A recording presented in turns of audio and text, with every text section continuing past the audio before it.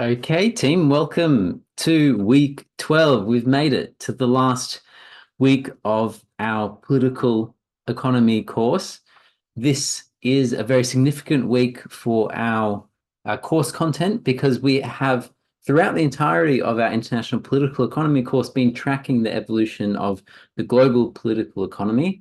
And now we're going to be focusing on, well, what is the global political economy exactly looking like today? And how might it change or develop further in the future?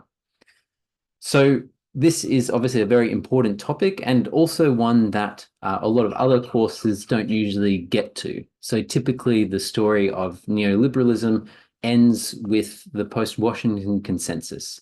And sometimes a little bit after a little bit after the GFC is discussed. But we are taking the analysis right up to our contemporary era, which is hopefully going to be very interesting and something new for you today. So what I'm planning to do here in this lecture is track and go over a review really of what we've done so far to go through the evolution of the global political economy as we understand it to be a neoliberal global political economy through the Washington Consensus, the post-Washington Consensus, and then finally to the contemporaneous form of neoliberalism, the Wall Street Consensus. And we're going to track each slight changes, the different agendas that have contributed to this evolution. And let me progress the slides. So these are the learning objectives for not only this lecture, but also the tutorials and readings for this final week. Now, this week we only have one required reading, and the reason I've done this is that I would really encourage you to read this one. It's very, very good, and Daniela Gabor is one of the foremost theorists of neoliberalism today, with people like Quinn Slobodian and Adam Tooze. So I really recommend you read this piece. And in our book club readings this week, we have not only this as a required reading, but there's also two recommended readings, I believe, where we will have leaders on them. But we will perhaps be doing the book club in a slightly different way than previous to account for the greater number of presenters. So here is the lecture outline, and I apologize, I don't think I've actually ever included a lecture outline in all the other previous lectures. I just suddenly, dropped into the narrative. So I apologize for not doing this before, but this is what we're looking at today in the lecture. We'll do the brief recap, as I mentioned, and as I also noted, we're going to look at the evolutions from the Washington, post-Washington, and then the Wall Street consensuses. And one of the really important things too about this evolution is that when we talk about like the different types of neoliberalism, the different forms of neoliberalism, what it looks like, they're never like total radical cleavages from one another. The post-Washington consensus isn't a totally different concept to the Wall Street consensus. It still contains many of the same like ideas and imperatives, which was in the previous type, but the new type or new form of neoliberalism always brings something new. So the post-Washington consensus brings an institutionalism, which is based on the good governance agenda. So the new form always retains a little bit of the old.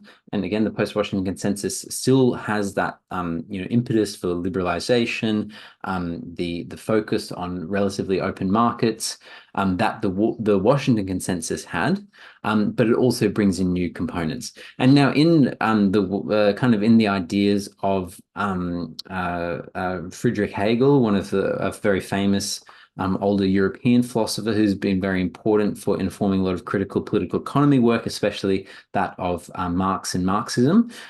Hegel would describe this evolution as an Aufheben.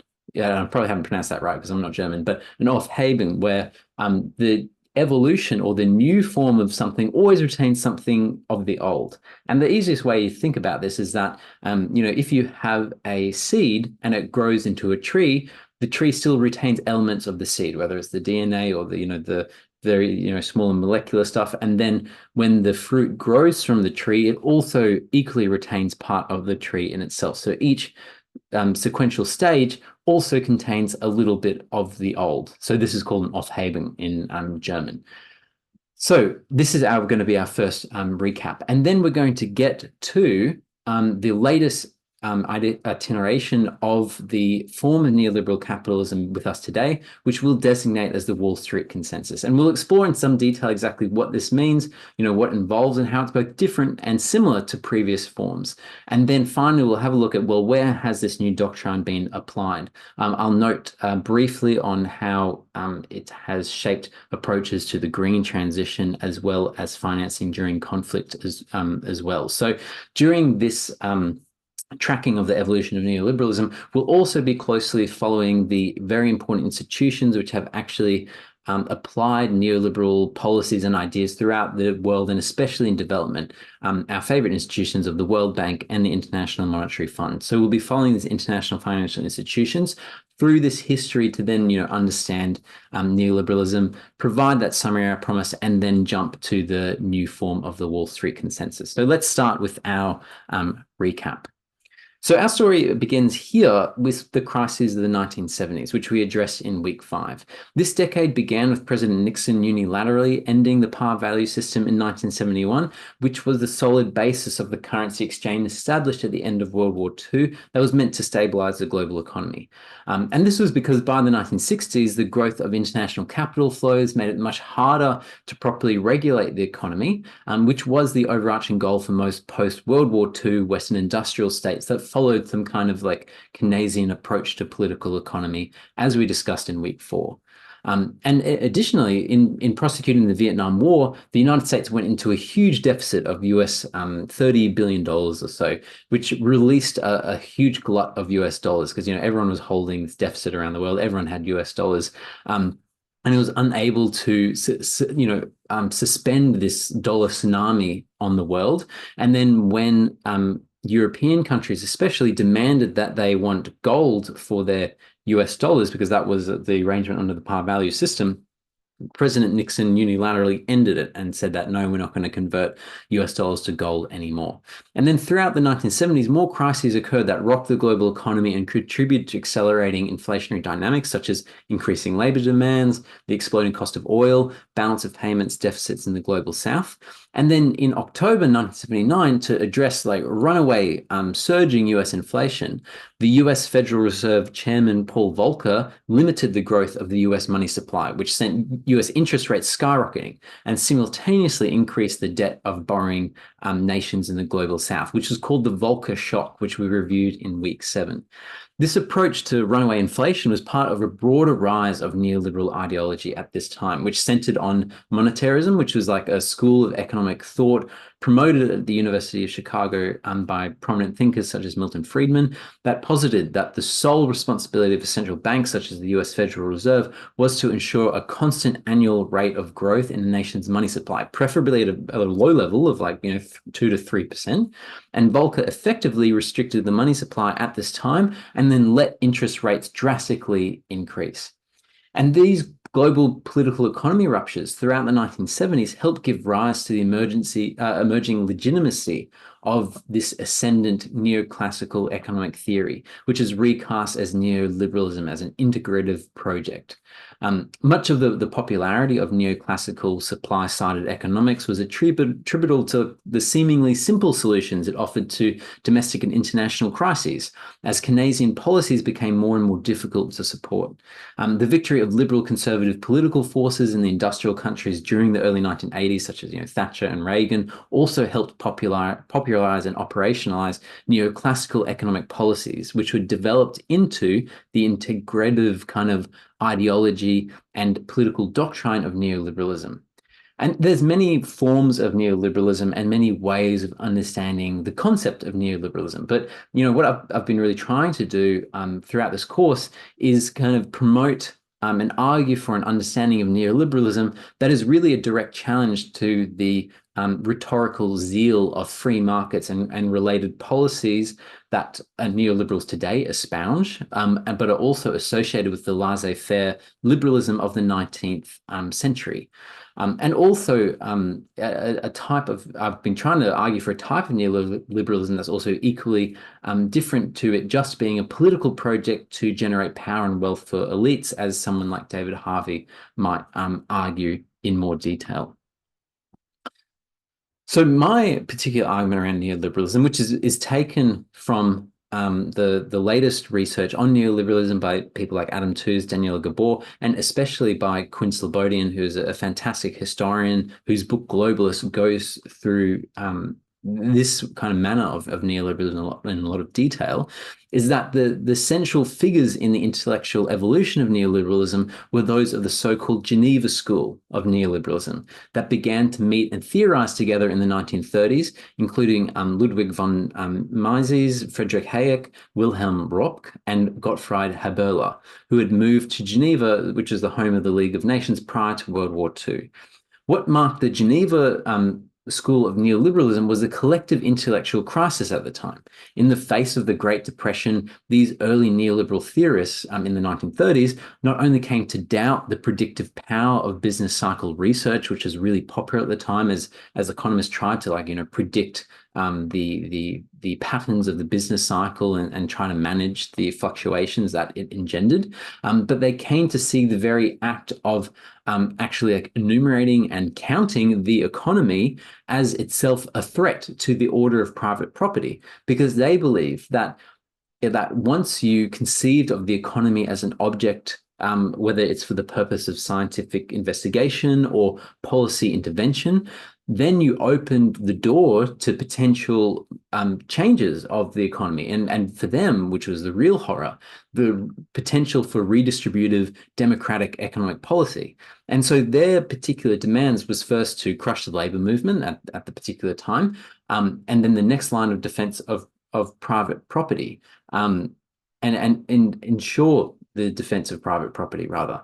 And this was the primary focus for these theorists, that they wanted to protect private property and therefore also declare the economy unknowable. Like, no one could potentially know about all of the fluctuations of the economy. It's impossible to control, and so it must be left to market forces, which again, very similar rhetoric which we hear today. So for the Austrian neoliberals at the Geneva School, this called for a reinvention. They stopped doing economics and remade themselves as really of theorists of law and society. And this also, interestingly enough, put them profoundly at odds with the technocratic spirit of the mid-century moment as World War II then started to rage, where policymakers believed they could, technically apply scientific principles to know the economy and make it function optimally. And the most famous expression of this alienation to this technocratic project of managing the economy was Hayek's The Road to Serfdom, which he wrote in 1944. And this was especially so because Hayek attacked European totalitarianism and also the plan for Britain's post-war welfare state. And the Geneva School, which included Hayek, by contrast, rather than thinking about being able to technically change the economy, they focused their attention on the global political economy, not just the domestic. They had a much more holistic global view of the social totality outside of a purely economic realm. Then, in the aftermath of the Second World War, they struggled to defend capital mobility against the restrictions of Bretton Woods. In the 1960s, they then fought against the post-colonial order. They rallied to apartheid South Africa, and they did their best to undercut visions of a fairer and more regulated new international economic order, which was pushed by the global South. The idea of government-regulated systems of exchange dominated by commodity producers, as the new international economic order presented, was a total anathema to neoliberalism. Even in the heyday of Keynesianism and developmentalist policies, the neoliberals were never silenced. They were never not active. Neoliberalism was actually always part of the conversation. It didn't just suddenly emerge in the 1970s. It was actually always something that was in the conversation. And it wasn't like a secret blueprint of the 20th century, which somehow suddenly emerged, because as I just briefly mentioned here, and as the authors I've mentioned go into a lot more detail, from the 1930s, liberalism was always active in debates, and many of neoliberals' ideas were actually incredibly utopian from the start, and they weren't aiming to change policy initially, and their interventions were typically designed as polemics to open the debate as they tried to shift the kind of Overton window, and were eventually successful in doing so, along with the global political economy ruptures, which we've been tracking. Now, the main problem overall that these theorists were trying to grapple with was how to shield private property and then economic functions from the increasingly and from their view, worryingly, radical demands from labor, anti-colonial movements, the global south, and diverse communities after World War II. So Quinn Slobodian, in his book Globalists, he demonstrates how the Geneva School theorists employed the ideas of a Nazi jurist, Carl Schmitt, to inoculate capitalism against the threat of democracy by establishing multi-tiered governance institutions that insulated the economic realm from the political. Again, the neoliberalism here was not the frequently cited libertarian ideal of laissez-faire neoliberalism, a simple rollback of the state, though many neoliberal theorists rhetorically promoted it as such. But it took many forms throughout the next 50 years following the crises of the 1970s, which appeared in varying ways as a strengthening of state and supranational institutions, such as the police, the courts, the international agreements, or international financial institutions to protect the economy. And indeed, what we've really seen almost every week throughout this course is an active role of the government and supranational institutions again and again in protecting the market economy, and which is the consistent feature of neoliberal strategy, and also became an equally important aim for the World Bank and the International Monetary Fund in development. But it's important to note that the tactics employed by those instituting neoliberal policies, such as the World Bank and the IMF, in protecting the economic dominion from the problematic political realm of imperium, would evolve over the decades in response to different changes in the global political economy. Like the techniques and methods for encasing the economy has evolved throughout the Washington and post-Washington consensus, and then today into the Wall Street consensus. And they look very different in each.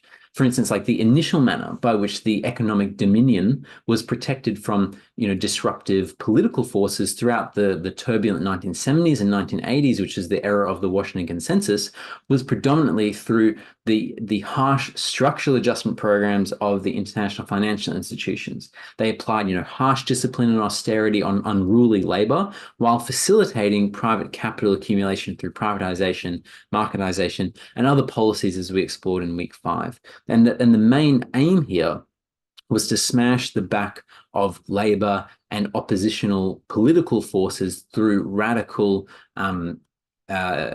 structural adjustment programs. But then by the late 1980s, there was, as we reviewed, a huge chorus of critique, which lambasted the Washington Consensus and the institutions who implemented it, such as the IMF and the World Bank, because there was a catastrophic failure of development under this neoliberal model. And this devastating failure of this neoliberal development model through Washington Consensus continued alongside the dissolution of the Soviet Union and the Asian financial crisis, which we addressed in week 6. And then also into the international financial institutions' involvement in war in El Salvador in the early 1990s, which we noted in week 10. And all of these failures would catalyze new neoliberal tactics to fortify an economic dominion. And this would lead us to the post-Washington consensus.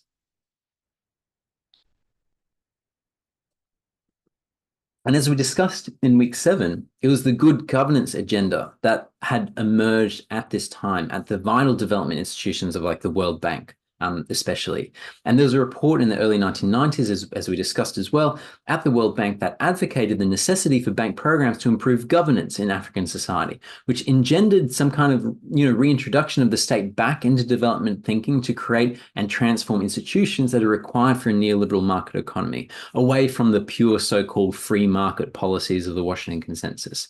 The bank's conception of governance sought to construct a common sense understanding of how the post-Westphalian state should act, which is, liberalize trade, remove finance barriers, establish institutions, and where it should not act, which is in wealth redistribution. This good governance agenda particularly focused on the creation of judicial and legal institutions to implement rules that foreign investors could quickly and plainly understand to make developing countries legible to transnational capital. And the World Bank at this time perceived that fragile and developing states lacked the necessary institutional foundations that guaranteed neoliberal free markets, such as the rule of law, independent courts, stable internal and external security, and private property rights. And so by the mid-1990s, the good governance agenda prescribed apolitical, gold standard technical solutions to enhance the capacity of the state and institutions to create, develop, and ultimately protect markets. And this post-Washington Consensus approach to development represents the institutionalization and deepening of the ideas from the good governance agenda, and is formalized at the World Bank, again, as we discussed through the 1997 World Development Report, The State in a Changing World. And the bank's early experiences in post-conflict peace building, and especially in El Salvador in the early 1990s, as we noted, alongside the havoc and de-development that occurred in the former Soviet states in the 1990s, and then during the cataclysmic 1997 Asian financial crisis, demonstrated to the international financial institutions that for neoliberalism to take hold, market fundamentalism was by itself totally insufficient.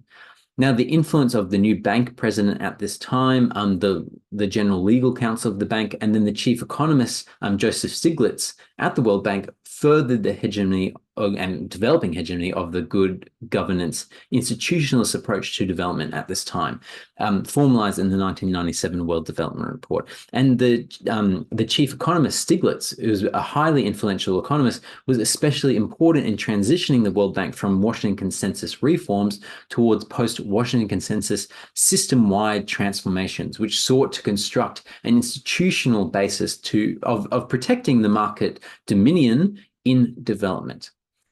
And the 1997 World Development Report sought to reconstruct the role of developmental states so that neoliberal ideas and institutions could be locked in throughout the Third World and former Eastern Bloc. The formalization of good governance institutionalism through the post-Washington Consensus, or what some scholars have critically termed the new constitutionalism, aimed to insulate economic forces from popular accountability, make alternative futures plainly illegal, and guarantee private property rights for private investors the world over. And the three elements of locking in good policies, as the World Bank set out in the World Development Report of 1997, were judicial independence, the separation of powers, and entering into agreements, external agreements with multilateral organizations, which hope to explicitly restrain any impulse to depart from announced policy commitments, or practically lessen the possibility for democratic accountability and change. So these measures locked in the legal limits on government authority and shielded business and private capital through supra-constitutionalist protections which were afforded by international agreements and treaties, with judicial independence and the sanctity of the rule of law preventing future governments undoing post-Washington Consensus reforms.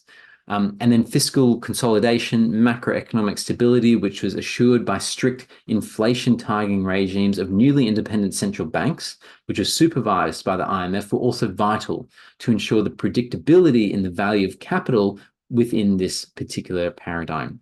And as we mentioned, an early example of the World Bank and IMF-led application of this evolving or germinating post-Washington Consensus was in Bosnia following the conclusion of the Bosnian War, which we looked at in both Week 6 and Week 10. Following the Bosnian War, the IMF and the World Bank had leading roles in post-conflict reconstruction. Their approach was founded on the assumption that the neoliberal new constitutionalist agenda of the embryonic post-Washington Consensus could maintain peace and rebuild the country, effectively locking Bosnia into an external agenda that had little to no room for domestic politics, which was determined by the constitution drafted at Dayton at the Peace Conference, determined by the European Union's Office of the High Representative, and determined by locking Bosnia into World Trade Organization dictates. The application of this agenda in Bosnia, which emphasized good governance and secure market institutions, was a really important experience to the World Bank and the IMF that would then inform their interventions following the 2000s war on terror. And indeed, one of the defining events of the 2000s was 9/11, addressed in Week 7, and the GFC, which we addressed across Weeks 7 and 8. Now, remember, in the aftermath of 9/11, the World Bank and the IMF began to utilize a lens of fragile states, which emphasized the incapacity of weak states rather than issues with Western interveners. Several important works in the early 2000s called for a much greater focus on governance institutions in conflict-affected and fragile developing countries, building on the new constitutional post-Washington consensus thinking of the 1990s. Such scholarship envisioned that these fragile states would acquiesce to international institutions. They would only aspire to an integrated sovereignty, and importantly, that's not a Westphalian independent sovereignty, and be straitjacketed into constitutionalist international frameworks that overrode domestic will. So fragile and conflict-affected and even developing states had to demonstrate capacity for de jure sovereignty rather than de facto sovereignty through good governance that insulated the economy from democratic accountability, with the European Union's rule over Bosnia a poignant example of bridging this capacity gap of fragile states. The general idea was that these kind of pacifying liberal international institutions, such as the international financial institutions, could construct the right institutions in fragile, developing, conflict-affected states that would provide technical solutions to development as well as irrational conflicts and allow progress and peace to subsequently unfold. And as discussed in week 10, the US-led invasion of Afghanistan and then the peace-building efforts there by the IMF and the World Bank were vital to the further implementation of the post-Washington consensus in a fragile context. But eventually, the failure to maintain peace in Afghanistan catalyzed further intellectual evolutions of neoliberalism in development. Despite the obvious failures, bank staff described how the intervention in Afghanistan was foundational to practically furthering the constitutionalist post-Washington consensus agenda, with the bank more deeply involved in previously off-limit sectors that were sectors previously the total remit of sovereign governments. And these sectors are vital in encasing the economic dominion, such as law, justice, and security. And the lessons that were taken from that Afghanistan catastrophe helped to inform a broader peace-building and state-building agenda in wider peace-building theory and practice, which brought the state back into Reconstruction thought and noted the importance of strengthening state capacity prior to other institution building or liberalization. So it started to move a little bit or shift away slightly in peace-building thought from the pure new constitutionalist discourse on straitjacketing fragile states into international agreements with fictitious sovereignty, which had intensified post 9/11. And so peace-building as state-building sought to strengthen sovereignty through legitimate domestic institutions.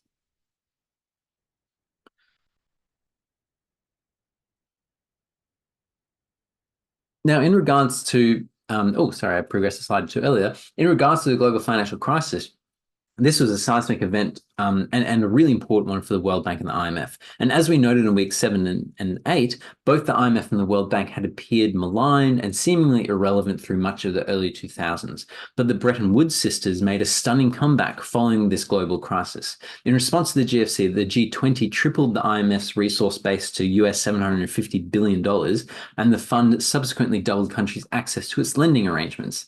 And the new World Bank president, Robert Zoellick, utilized the global financial crisis to re-envision the bank's future with a new emphasis on securing development, where the imposition of post-Washington consensus good governance principles could and should be applied to all states affected by fragility.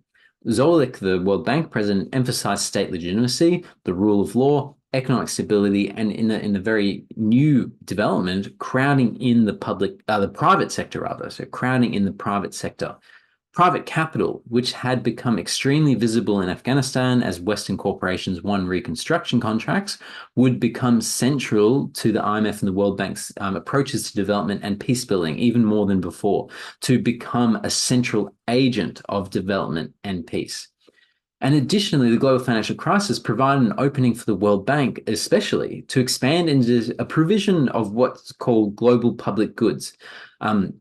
Because like we mentioned earlier in the course, the World Bank at this time, no one wanted to lend from them because of their disastrous structural adjustment programs and the delegitimacy that they faced from their poor approaches to development. And so the World Bank tried to enter these global public goods, which are things like they're issues that transcend international borders and provide broad benefits to the global population if they're kind of addressed, such as the environment, communicable disease, peace. The World Bank started to move into these areas because it felt it was somewhere it could capture the market, so to speak.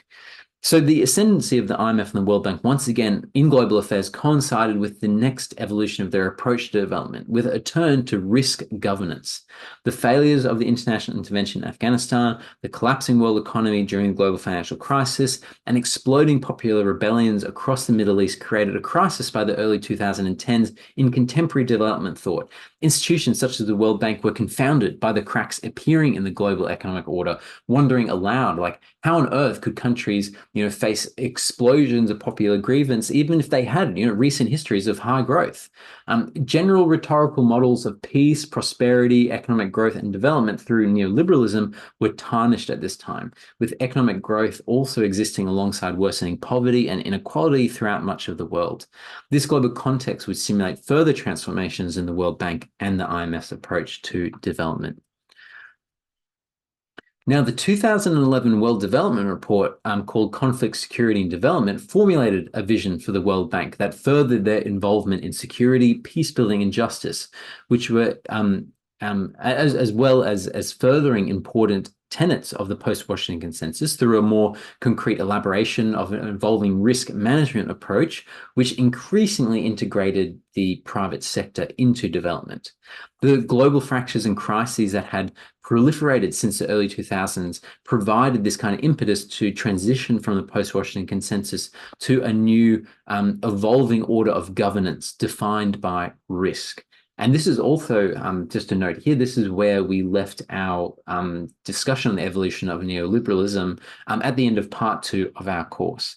And risk is something that has been obviously around for a long time. And especially over the course of the 1990s, mainstream economists gradually viewed risk as the dominant material and epistemological reality of the contemporary world, arguably due to the unregulated, tumultuous flows of capital that had been engendered over the previous 20 years, which needed to be, managed or spread out in an optimal manner. And that's a risk, it needs to be reduced, managed, or spread out. And this new kind of modernist project, as was being developed, which put risk at the central part of it, sought to replace the vast uncertainty of the world with risk, because uncertainty is something you can't know. You're uncertain, you can't possibly know it. Whereas if you can make something calculable through risk, that means you can know it and you can calculate the level of risk using rational methods and techniques. And this could be most practically seen through the use of debt securitization, collateralized debt obligations, credit default swaps, and all these other risk mitigating tools that planted a ticking time bomb under the global financial system that sensationally exploded as the global financial crisis. And through kind of this manner of constructing calculable risks that sought to order reality in some kind of computable and measurable form, this risk society, which had been emerging over the 1990s into the 2000s, equally permitted a new form of governance. And as some critical scholars, and this is certainly a post-structuralist point, they've argued that the universalization of risk had transformed risk away from just a form of calculation into an actual order of governance, where resilience to and management of risk was a paramount policy priority. And you hear it all the time, even today, like they talk about, even like, especially during like COVID, they talk about our, resilience to a disaster, you're managing uncertainty, right? This is what risk governance is. The 2011 World Development Report further internalized and operationalized a risk management approach to global development. And so the bank now would not avoid risks, which it previously kind of would do, and not get involved in things like, active conflict, environmental degradation, but instead it actually would want to get involved now and try to manage the risk. And importantly, within this document, the 2011 World Development Report, and in the and when dealing with the provision of services such as security, justice, and the rule of law, the World Bank positioned itself as a leading agency in restructuring these previously overly political sectors, which they couldn't touch before. And this is building further on their attempts to enter these sectors since the late 1990s. And the World Bank further justified its extension into these areas, which were previously understood to be confined to the sovereign and off limits to it, by linking assumptions about the intertwined effects of economic growth to that of securing a risky environment. According to the World Bank, the importance of ensuring a secure environment and managing risks through security, justice, and law are to restore confidence in the fragile or developing state, and primarily the confidence of foreign investors. That would then catalyze subsequent institutional transformation. And the bank in this report positively cited several doorstop conditions for all the fragile and development states to address to be able to move forward towards progress, to non-violence, and even to peace. And these included ensuring the rule of law, particularly over property issues for elites. And this is word for word, and creating a perpetual state in the constitutionality of transfer of power and the ability of state commitments to bind successive leaders. So these starting conditions for developing and fragile states represent the culmination of the previous 20 years of the bank's agenda, continuing the constitutionalist post-Washington consensus that institutionally guarantees private property rights for elites worldwide, even in areas of profound risk and insecurity, while binding the state to neoliberal development, insulating economic forces and business from war, violence, political accountability, and change. The 2011 World Development Report extensively proscribed practices that fragile states should perform in collaboration with the World Bank and the IMF to ensure property rights for elites and the protection of the economic dominion from the risky political imperium. And the World Bank even argued that in violent conflict-affected situations, that the conflict-affected state must primarily alleviate key bottlenecks to restore investor confidence and establish a business-friendly environment through the creation and guarantee of property rights, with barely a mention of the actual conflict-affected populace. So with this formalized turn to risk management, the political domain of states, previously sacrosanct, was now seen by the bank as through the lens of a private financial investor, as a vacant container that could create risk, and it needed to be qualified and contained. And so in this way, the developing or conflict-affected state is a disaggregated assemblage of services. It just provides services that must manage risk with the assistance of the World Bank and the IMF. So this is, at this point, the end of our review of the course so far in terms of neoliberal evolution. We've spoken about a huge amount of things. So now we're in new territory in the evolution of neoliberalism. And in the next part, we'll continue following the IMF and the World Bank as they adjusted and evolved their neoliberal approach to development that was now informed by not only the post-Washington consensus ideas, but also the imperative of risk management governance. Now, in early 2015, the IMF and the World Bank authored a very important report called From Billions to Trillions, to influence discussions over fulfilling the financing needs of the United Nations' new development paradigm, the Sustainable Development Goals that were being created in the wake of the previous Millennial Development Goals, which had really totally failed. The United Nations established the Sustainable Developmental Goals, or the SDGs, with the 2030 Agenda in September 2015, which aspired to peace, prosperity, and the end of poverty by 2030. I don't know how well we're doing for that. But anyway, the agenda at that time reorientated global development around these 17 SDGs in the context of continued secular stagnation in most economies following the global financial crisis.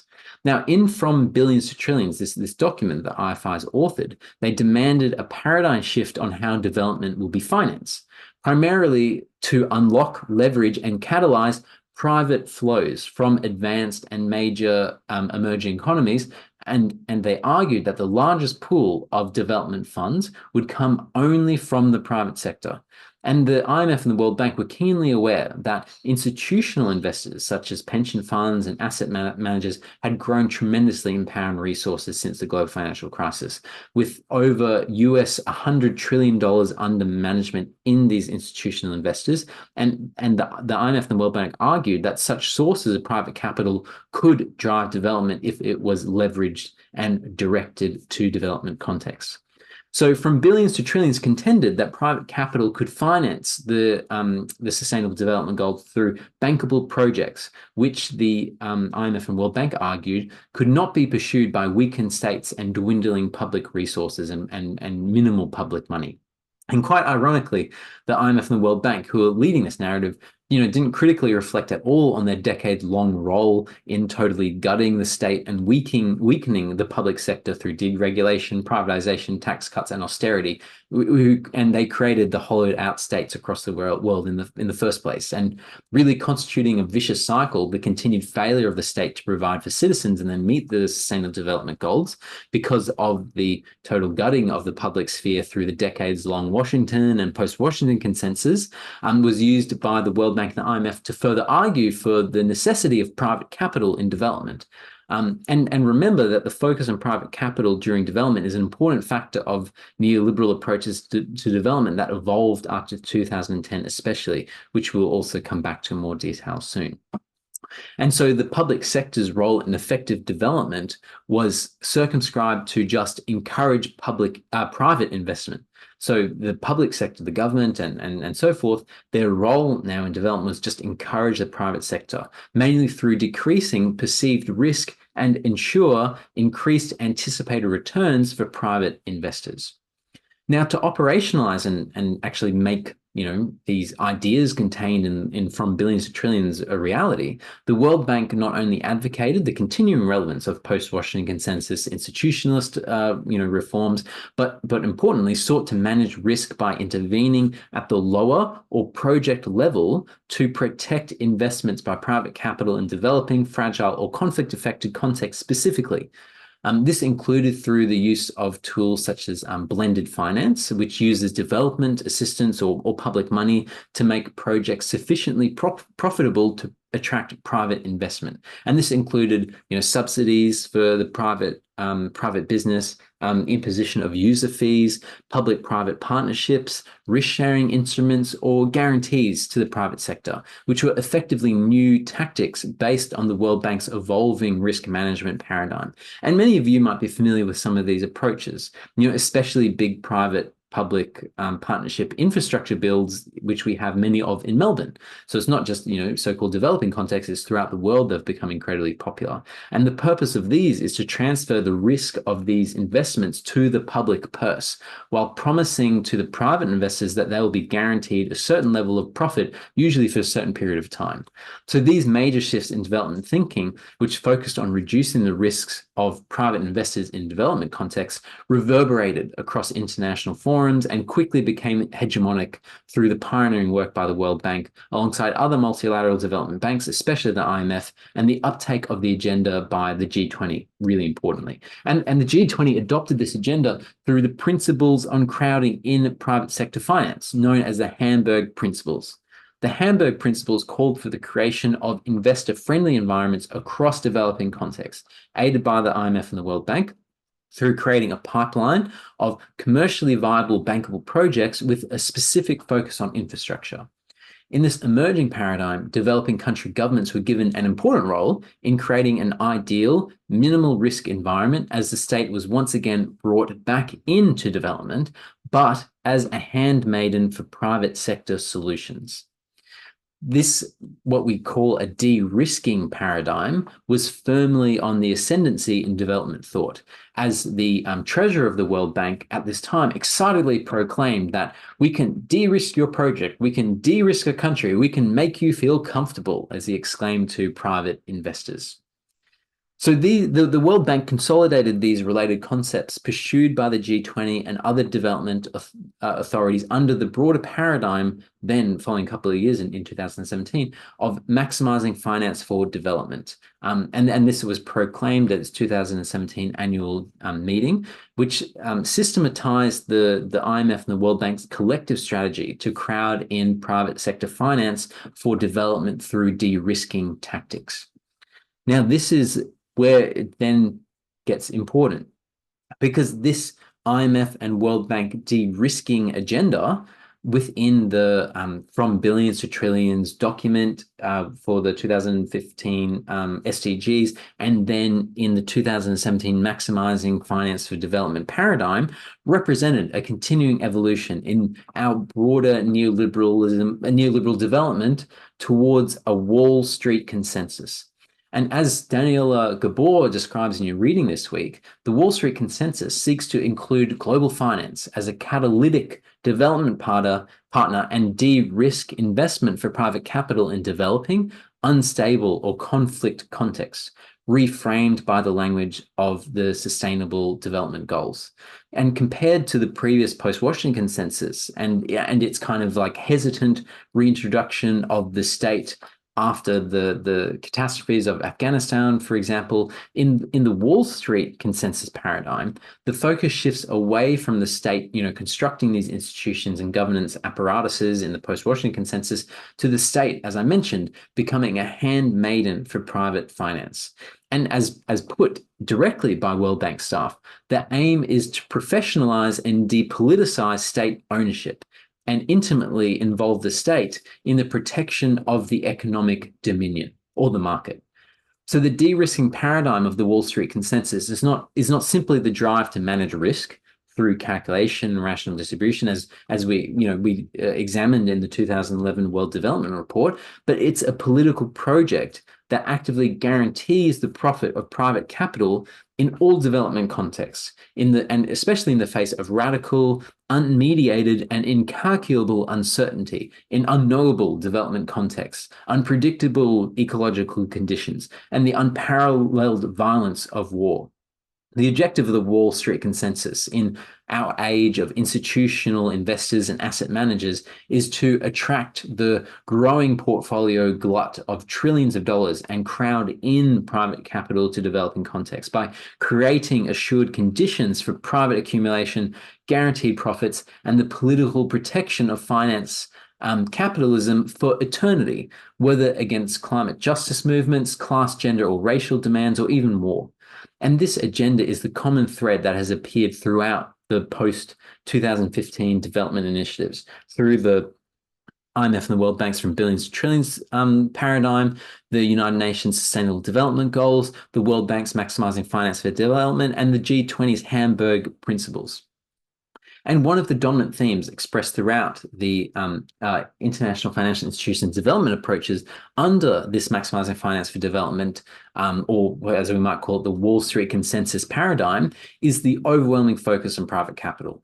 The World Bank has obviously previously engaged with the private sector, and it has throughout almost its entire history. And it became especially evident in post 9/11 Afghanistan. And the World Bank spoke extensively about the private sector in the 2011 World Development Report, as we discussed previously, and in more detail in week 10. But by 2015, this broad engagement with private sector rapidly changed to an almost messianic commitment to private capital as a principal and almost only social group that needed protection in development, in conflict, and in ecological collapse, to the exclusion of concrete development concerns, or even to the exclusion of vulnerable people.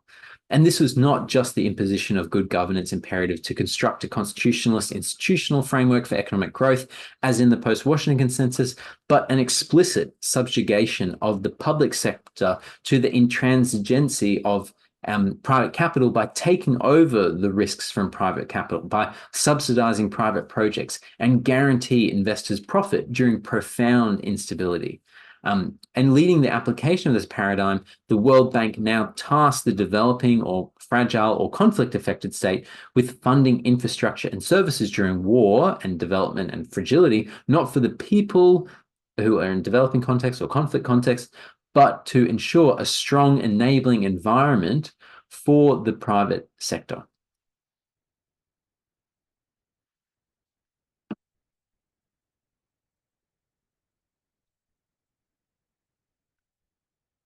Now, by the end of 2018, the G20 released, again, a very important document called the Roadmap to Infrastructure as an Asset Class.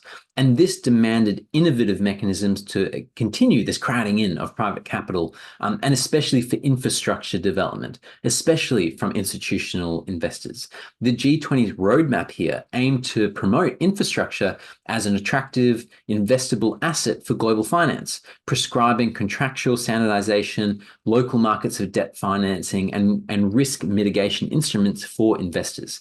And these de-risking measures included infrastructure bonds, guarantees of investor profits, risk insurance, and public-private partnership structures, and tasked to the developing state in cooperation with the IMF and the World Bank.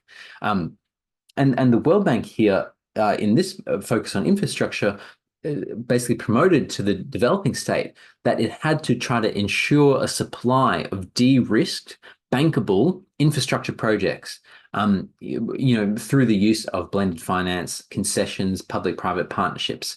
And the World Bank actually promised global investors that they would soon enjoy US $12 trillion in investable projects through public-private partnerships across every sector throughout the entire globe in 2018.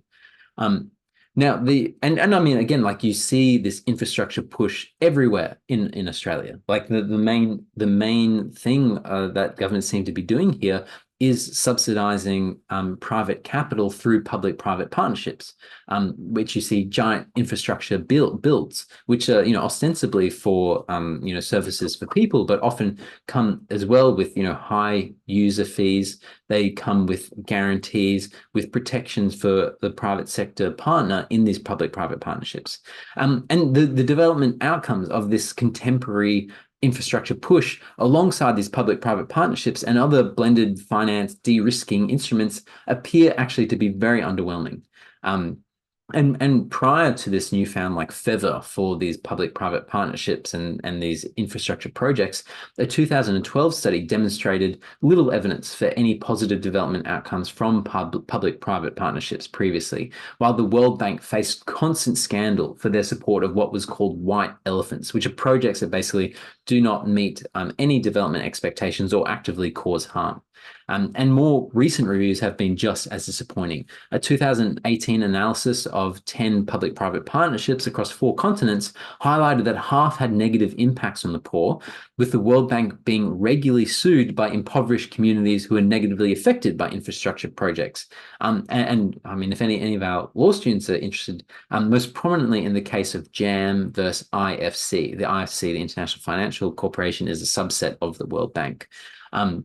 And a former World Bank prominent staffer also said that public-private partnerships do not provide the poor with enough affordable access to services, and that there would never be any reason to expect effective measures for benefit distribution if private capital-led projects, which they do. And despite the uncertain development impacts of these public-private partnerships, the international finance institutions have continued to prioritize the access of private capital to bankable infrastructure opportunities across contexts. And indeed, the focus on the bankability of infrastructure projects and ensuring competitive returns for private capital highlights that investor needs are prioritized far and above and over social outcomes, which is highly problematic in situations of developing contexts, and especially those of profound instability such as active war. Now, despite the lack of positive development outcomes, the reasons why these are still promoted with such veracity, which also applies equally to our context in Australia, is for 2 major reasons. First, the public-private partnerships accounting practices actually allow governments to keep project costs and liabilities off their balance sheets. So this permits developing states, as well as states like Australia, to reduce the appearance of expenditures and debts on their books, even though public-private partnerships actually tend to be more expensive long-term than public procurement, because public money covers both investment costs and the private partner's profit margin in guaranteeing that they're going to have some kind of profit.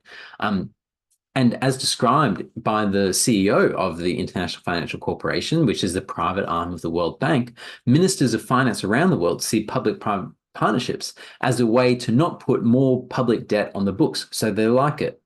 Now, the second reason is that public-private partnerships allow the transfer of risk to the public sector while ensuring above-average profits flow to private capital. And again, private capital who is usually quite well connected politically.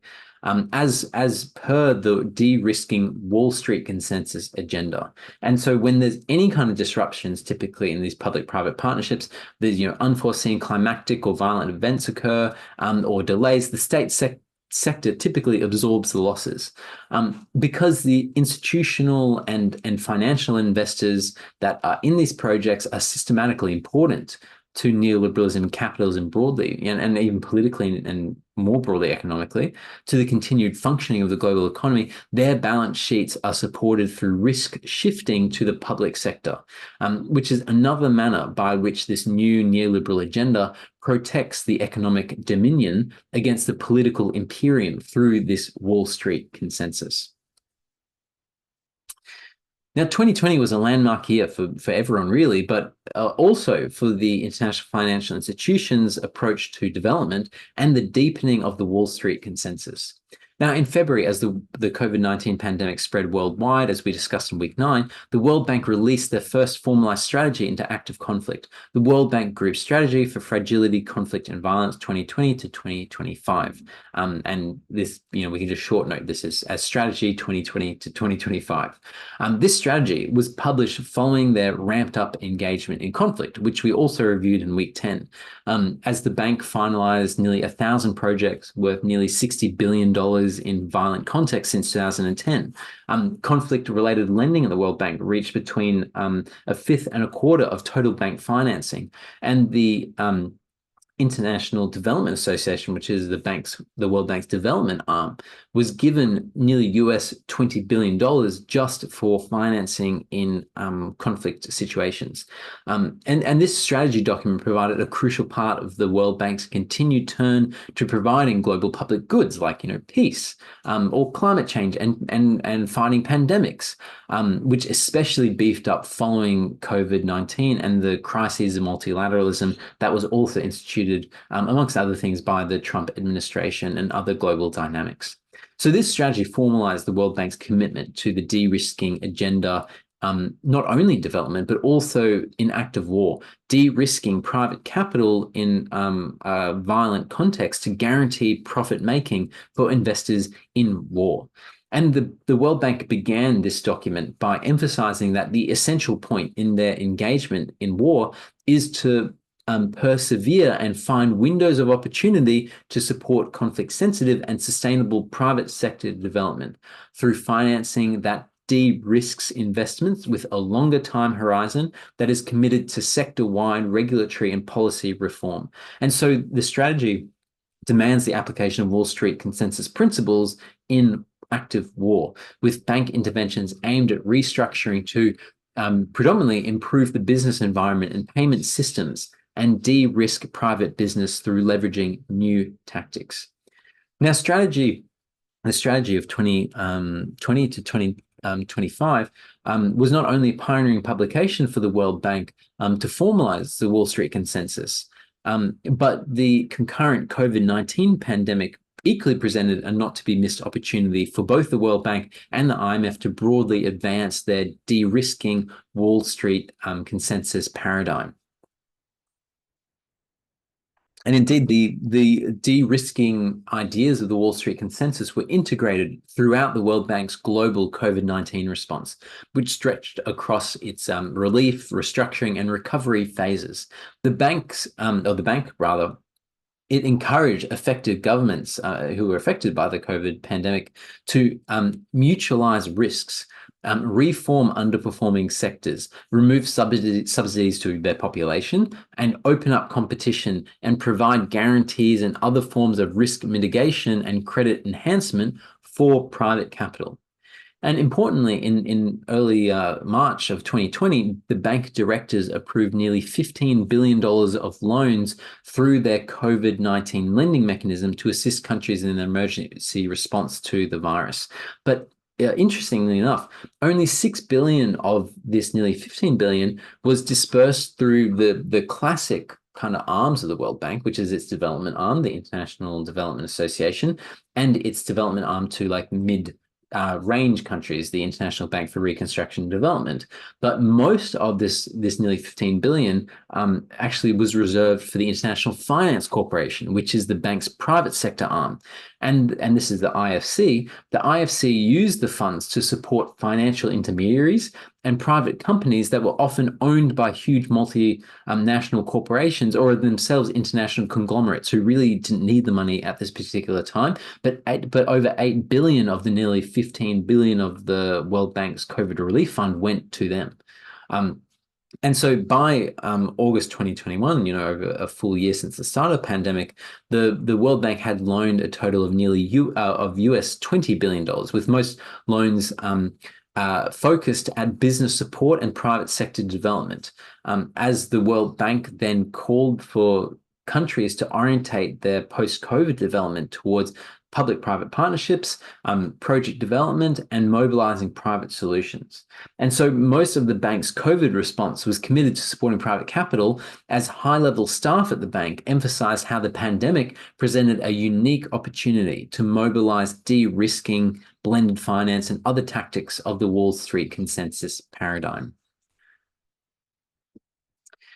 Now, the trajectory of this new Wall Street consensus, which again is very, very new, and it's pushed forward by the World Bank and the IMF, is really set to continue as the World Bank especially gears up to deepen its involvement in situations of active conflict, which we noted briefly here, and especially in week 10, as a new area of interest for the World Bank and also for the International Monetary Fund, through the de-risking imperative of the Wall Street consensus. Fragility and conflict was noted by the World Bank's Development Committee as the second most important priority behind climate change for the World Bank going forward. And the World Bank is particularly aiming to expand its guarantees and its blended finance in war to mobilize private capital, with the group planning to triple annual guarantee issuances, which is like basically, ensuring private capital's profit making to over US 20 billion by 2030, which seeks to protect and guarantee the profits of private business in active war. And this is seen as a critical precursor to construct a huge pipeline of so-called bankable projects, along with post-Washington Consensus constitutionalist reform, with this direct support to shield the economy during these incredibly violent contexts. And the key overall aim at the World Bank is to expand the private capital enabling approach that they have to de-risk projects to improve their risk-return ratios in profoundly uncertain contexts, and especially in active war. And despite this expansion, and the movement of the Wall Street consensus as almost a global hegemony of developmental thought, there's been huge amounts of failures of the Wall Street consensus that have continued to mount even on its own metrics. Its ability to mobilize or crowd in private capital for development has been underwhelming at best. And I'll just turn the light on here so it's gone a little bit dark. And as the OECD reported, the amount of actual mobilized private finance, and I'll put on my other light too. There you go. Mobilized finance has been modest and below expectations, with mobilized private finance concentrated on mostly safe middle-income countries, which has left a financing gap for developing countries of nearly $4 trillion US dollars, which is a 50% increase from before COVID. Global investors still refuse to invest in developing countries due to the high risk perceived and the low level of returns on investment portfolios and lack of project pipelines and bankable, sizable investment opportunities. And this is despite the exceptional measures that have been implemented by developing countries, the World Bank, and the IMF to de-risk the environment for the guaranteed profits of private capital since 2015. And additionally, the servicing of external debt by developing countries has increased astronomically since the pandemic. Over US $200 billion has flowed out of the global south in just interest and net repayments to wealthy creditors, while only $37 billion in just interest payments and fees were paid by developing and war-affected countries to the IMF and other multilateral development banks, such as the World Bank. So over $200 billion have flowed out of developing countries in terms of their interest and net repayments to wealthy creditors. And these countries have also paid nearly $40 billion in just interest payments to the IMF and the World Bank and other multilateral development banks in 2023. So these facts have even meant that really staunch supporters of the from billions to trillions agenda have lamented that the World Bank's efforts have led to millions in, billions out. And one of the most prominent areas of Wall Street consensus de-risking, which we haven't had a huge amount of time to talk about, is in so-called the green finance area, which we spoke about, quite a bit in week 11, and especially in our tutorials, where the results have been similarly underwhelming. As one particular example that I found in the literature in Zambia, there was a highly anticipated and lauded Zambian scaling solar program, which was directed by the World Bank, and it turned out to be an incredibly expensive failure. The program basically mobilized private sector money for green investment, but it turned out to be financially unviable for private investors, even with 3 different types of both explicit and implicit subsidies from the World Bank and the state to de-risk the project and guarantee its profits. The development impacts of the project were also totally mediocre, with a relatively insignificant energy capacity generated from the project, even with a huge financial cost and subsidization, which only served to increase Zambia's structural dependence on foreign finance through a huge amount of debt. And similarly, the European Union's Green New Deal, which had been met with huge fanfare, is similarly enthralled by the Wall Street consensus, with giant de-risking plans that have been roundly critiqued. And the World Bank has positioned itself as a leader in this de-risking of green finance, with the managing director of the International Financial Corporation, that private sector arm of the World Bank, named climate change as the greatest commercial opportunity for global investors. Now, despite these shortcomings, the G20 has called on the World Bank's de-risking approach to be rolled out to all other multilateral development banks. The G20's agenda has demanded that other banks engage with the private sector by mitigating risks through the tools and tactics of the World Bank's approach, such as blended finance, that will create investment opportunities in development. And these advances demonstrate the centrality of the de-risking paradigm to development more broadly, and also in areas like green finance, in situations of active conflict, going forward, and highlights the significance of this new form of neoliberalism represented by the Wall Street consensus. And this Wall Street consensus really depends on the altruism of global financiers such as BlackRock and Goldman Sachs, who've historically defeated climate action, watered down social protection, and exploited all corners of the earth. The CEO of BlackRock, Larry Fink, relatively recently realized the profitable opportunities represented by the Wall Street consensus and demanded further de-risking solutions to mitigate the risks of investing in emerging markets, to which the World Bank literally pleaded for BlackRock's patience, and they pledged to do more by adhering to the dictates of the Wall Street consensus.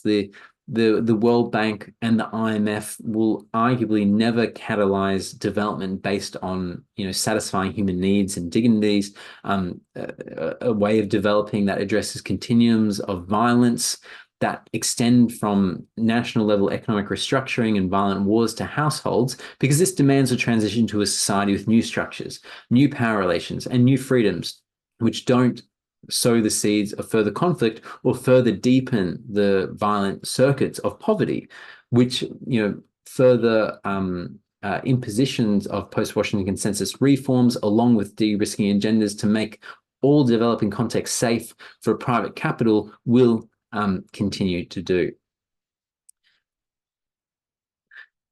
So we've made it, everyone. That is our last lecture for this semester. Thank you very much on joining me on this wild ride through not only the evolution of neoliberalism, but also the deep investigation into key international political economy theories, as well as in all the various currents and turbulences of the global political economy as we tracked the development of neoliberalism since the end of World War II until the present day. So this course it's been obviously a lot of work for you all. It's been a lot of very difficult concepts, and I've really trusted you all and respected you so much that you've been able to really take on this huge amount of work and do an excellent job. And that's what we're all seeing in the tutorials. And we are, all the tutorial team is really happy by how you're all engaging and how you're all learning in this course, which we really, really appreciate. And one of the last things I just want to say to you too is that what I really wanted to do with this course is get you to think about how you see the world. Like I've mentioned to my tutorial group quite a few times, when you're looking at any kind of social phenomena, you're always understanding it through a particular lens.